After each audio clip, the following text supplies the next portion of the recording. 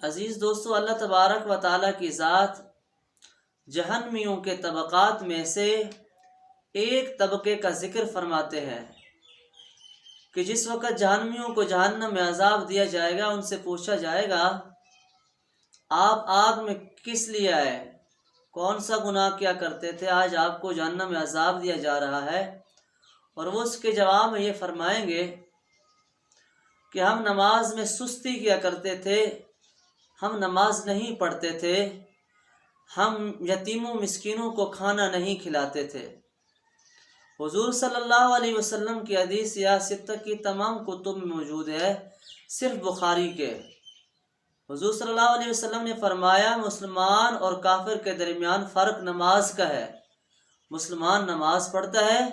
کافر نماز نہیں پڑھتا۔ حتیٰ کہ طبرانی کی روایت میں ہے کہ جس وقت مسلمان نماز چھوڑ دیتا ہے وہ کافروں والا عمل کرتا ہے، کیونکہ کافر جو ہیں وہ اللہ تعالیٰ کے احکامات کو ترک کرتے ہیں، اللہ تعالیٰ کے احکامات کو نہیں مانتے۔ لہٰذا آج مسلمان نے جس وقت نماز چھوڑ دی ہے تو اس نے کافروں والا فعل کیا، اللہ تعالیٰ کے احکام کو ترک کر دیا ہے۔ عزیز بھائیو، حضور صلی اللہ علیہ وسلم کی حدیث ہے، حضور صلی اللہ علیہ وسلم نے فرمایا میں خواب میں دیکھتا ہوں دو فرشتے میرے پاس آئے اور وہ مجھے لے گئے، اور ایک جگہ پر مجھے لے گئے، انہوں نے مجھے بعض جگہوں کی سیر کروائی۔ ایک ایسی جگہ تھی، ایک آدمی لیٹا ہوا ہے اور ایک آدمی آتا ہے بڑا سا پتھر لے کر، وہ پتھر اس کے اوپر مار دیتا ہے،